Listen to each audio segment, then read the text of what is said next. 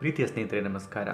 ನಾನಿವತ್ತು ಬರದ ನಾಡಿನ ರಾಜ ಅಂತ ಕರೆಸ್ಕೊಳ್ಳುವಂಥ ಕತ್ತಾಳೆ ಗಿಡದ ಬಗ್ಗೆ ಮಾಹಿತಿಯನ್ನು ನೀಡ್ತಾ ಇದ್ದೀನಿ.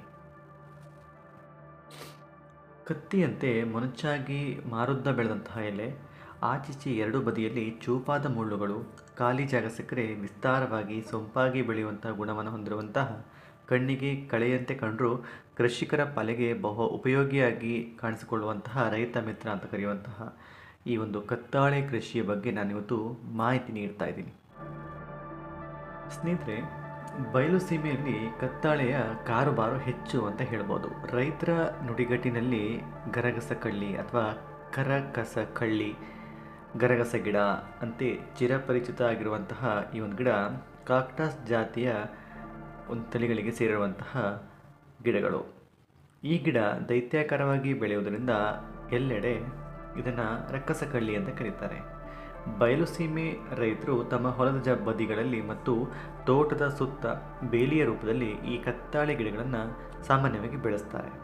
ಬಿಟ್ಟರೆ ಎಲ್ಲೆಂದರಲ್ಲಿ ಇದು ಕಳೆಯ ರೀತಿಯಲ್ಲಿ ಬೆಳೆಯುವಂತಹ ಕಳ್ಳಿ ಗಿಡ ಅಂತ ಹೇಳ್ಬೋದು. ರೈತರಿಗೆ ಇದು ಉಪಕಾರಿ ಅಂತಲೂ ಹೇಳ್ತೀವಿ. ಹಾಗಾಗಿ ಇದರ ಬಹು ಉಪಯೋಗದ ಗುಣ ತಿಳಿದಿರುವಂಥ ರೈತರು ಇದನ್ನು ಕಳೆ ಎಂದು ಭಾವಿಸಿ ಕಿತ್ತು ಒಗೆಯುವುದಿಲ್ಲ. ಬದಲಿಗೆ ಇನ್ನಷ್ಟು ಹುಲಸಾಗಿ ಬೆಳಲಿಕ್ಕೆ ಅವಕಾಶವನ್ನು ಮಾಡಿಕೊಡ್ತಾರೆ ಅಥವಾ ವ್ಯವಸ್ಥೆಯನ್ನು ಮಾಡಿ ಕೊಡ್ತಾರೆ. ಈ ಕತ್ತಾಳೆ ಗಿಡ ಅನ್ನುವಂಥದ್ದು ಮರುಭೂಮಿಯಲ್ಲಿ ಬೆಳೆಯುವಂಥ ಸಾಮಾನ್ಯ ಪ್ರಭೇದದ ಸಸ್ಯ ಅಂತ ಹೇಳ್ತಾರೆ.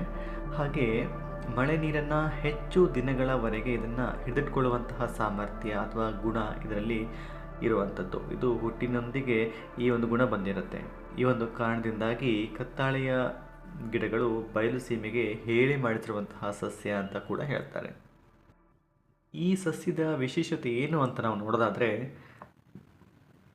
ಅಂತರ್ಜಲದ ಸಂರಕ್ಷಣೆಗೆ, ಅಂತರ್ಜಲ ಮಟ್ಟ ಹೆಚ್ಚಿಸುವಿಕೆಗೆ ಸೇರಿ ಹಲವು ವಿಶೇಷತೆಗಳನ್ನು ಈ ಒಂದು ಕತ್ತಾಳೆಯ ಗಿಡಗಳು ಹೊಂದಿರುವಂಥದ್ದು. ಸಾಮಾನ್ಯವಾಗಿ ಬಯಲು ಸೀಮೆ ಪ್ರದೇಶಗಳಲ್ಲಿ ಮಳೆ ಪ್ರಮಾಣ ಕಡಿಮೆ ಇರುತ್ತೆ.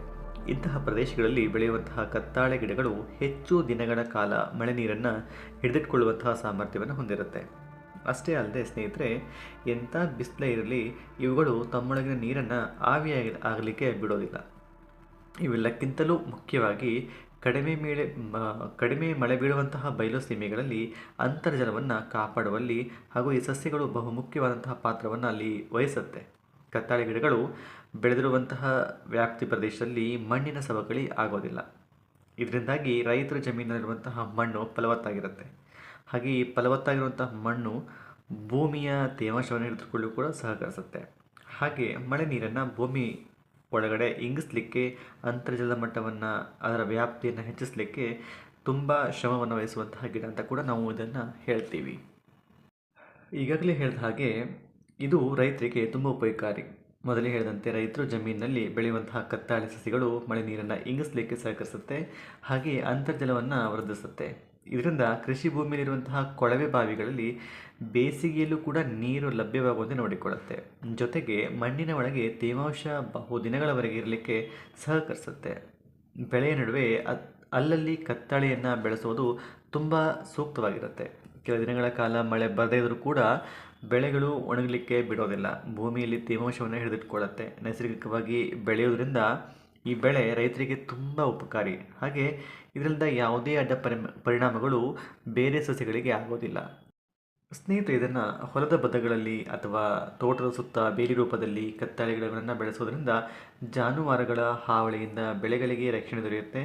ಎಲೆಯಂತೆ ತೋರುವಂತಹ ಈ ಕತ್ತಾಳೆಯ ಕಾಂಡದ ಎರಡೂ ಬದಿಗಳಲ್ಲಿ ಮುಳ್ಳುಗಳು ಬೆಳೆಯೋದ್ರಿಂದ ಇವುಗಳನ್ನು ದಾಟಿ ಯಾವುದೇ ರೀತಿಯ ದನಕರುಗಳು ಕೂಡ ಬರೋದಿಲ್ಲ. ಬೇಲಿಯಲ್ಲಿ ಕಳ್ಳಿ ಅಥವಾ ಕತ್ತಾಳೆ ಗಿಡಗಳನ್ನು ಒಟ್ಟೊಟ್ಟಿಗೆ ಬೆಳೆಸೋದ್ರಿಂದ ಇನ್ನೂ ಉತ್ತಮ ಲಾಭ ಸಿಗುತ್ತೆ. ಸಾಮಾನ್ಯವಾಗಿ ಕತ್ತಾಳೆ ಗಿಡಗಳಿಗೆ ಯಾವುದೇ ಕೀಟಬಾಧೆ ಬರೋದಿಲ್ಲ. ಅಲ್ಲದೆ ಸಾವಯವ ಕೀಟನಾಶಕ ತಯಾರಿಸುವಾಗ ಕತ್ತಾಳೆ ಗಿಡದ ಎಲೆಗಳನ್ನು ಬಳಸಲಾಗುತ್ತೆ. ಜೊತೆಗೆ ಸಾವಯವ ಗೊಬ್ಬರ ತಯಾರಿಸುವಾಗಲೂ ಕೂಡ ಇವುಗಳನ್ನು ಪ್ರಮುಖ ಆಕಾರವಾಗಿ ಬಳಸ್ತಾರೆ. ದ್ರಾಕ್ಷಿ, ದಾಳಿಂಬೆ, ಬಾಳೆ, ಕಿತ್ತಾಳೆ ಹಾಗೂ ಇತರ ಹಣ್ಣಿನ ಬೆಳೆಗಳಿಗೆ ಸಿಂಪಡಿಸಲಿಕ್ಕೆ ಈ ಕತ್ತಾಳೆ ರಸದ ಸಾವಯವ ಔಷಧವನ್ನೇ ಮುಖ್ಯ ಪಾತ್ರವನ್ನಾಗಿ ಬಳಸ್ಕೋತಾರೆ. ಈ ಗಿಡಗಳನ್ನು ಕಿತ್ತು 6 ತಿಂಗಳು ಕೊಳೆಯೋದ್ರಿಂದ ಅತ್ಯುತ್ತಮ ಕಾಂಪೋಸ್ಟ್ ಗೊಬ್ಬರ ಲಭ್ಯವಾಗುತ್ತೆ. ಹಾಗೆ ಸ್ನೇಹಿತರೆ, ಈ ಕತ್ತಾಳೆ ಎಲೆಗಳಲ್ಲಿ ನಾರಿನ ಅಂಶ ಹೆಚ್ಚಾಗಿರುತ್ತೆ. ಈ ನಾರನ್ನು ಬಳಸಿ ರೈತರು ಬಳಸುವ ಹಗ್ಗ ತಯಾರಿಸಲಾಗುತ್ತೆ. ಹಿಂದೆಲ್ಲ ಮಣ್ಣಿನ ಮಡಿಕೆ ಗಡಿಗೆಗಳನ್ನು ಇರಿಸಲಿಕ್ಕೆ ಬೇಕಿರುವಂತಹ ಸಿಂಬೆಗಳನ್ನು ಈ ಕತ್ತಾಳೆಯ ನಾರಿನಿಂದ ತಯಾರಿಸ್ತಾ ಇದ್ರು. ಈಗ ಮಣ್ಣಿನ ಮಡಿಕೆ ಗಡಿಗೆಗಳನ್ನು ಬಳಸೋದಿಲ್ಲ. ಹಾಗಾಗಿ ನಾರಿನ ಸಿಂಬೆಗಳನ್ನು ಮರೆಯಾಗಿವೆ. ಈ ನಾರಿನಿಂದ ಹಲವು ಅಲಂಕಾರಿಕ ವಸ್ತುಗಳು, ಬ್ಯಾಗ್, ರೈತೋಪಕರಣ, ಹಗ್ಗ ಇತ್ಯಾದಿಗಳನ್ನು ತಯಾರಿಸ್ತಾರೆ. ನಾರಿನ ಅಲಂಕಾರ ವಸ್ತುಗಳಿಗೆ ನಗರ ಪ್ರದೇಶಗಳಲ್ಲಿ ಉತ್ತಮ ಬೇಡಿಕೆ ಇರುವಂಥದ್ದು, ಮಾರುಕಟ್ಟೆ ಕೂಡ ಇರುವಂಥದ್ದು. ಇದನ್ನು ನೀವು ಉಪಕಸುಬಾಗಿ ಮಾಡ್ಕೊಳ್ಬೋದಾಗಿರುತ್ತೆ. ಸ್ನೇಹಿತರೆ, ತಮ್ಮ ಭೂಮಿಗಳಲ್ಲಿ ತೇವಾಂಶವನ್ನು ಅಥವಾ ಅಂತರ್ಜಲದ ಮಟ್ಟವನ್ನು ಹೆಚ್ಚಿಸಿಕೊಳ್ಳಿಕ್ಕೆ ಈ ಗಿಡಗಳನ್ನ ತಾವುಗಳು ನಾಟಿ ಮಾಡ್ಕೋಬೋದಾಗಿರುತ್ತೆ. ನಮ್ಮ ಇವತ್ತಿನ ಈ ಮಾಹಿತಿ ತಮಗೆ ಇಷ್ಟವಾಗಿದೆ ಅಂತ ನಾನು ಭಾವಿಸ್ತಾ ಇದ್ದೀನಿ. ತಾವೇನಾದರೂ ಹೊಸಬರಾಗಿದ್ದಲ್ಲಿ ಈ ಕೂಡಲೇ ಸಬ್ಸ್ಕ್ರೈಬ್ ಮಾಡಿಕೊಂಡು ನಮ್ಮನ್ನು ಬೆಂಬಲಿಸಿ. ಧನ್ಯವಾದ.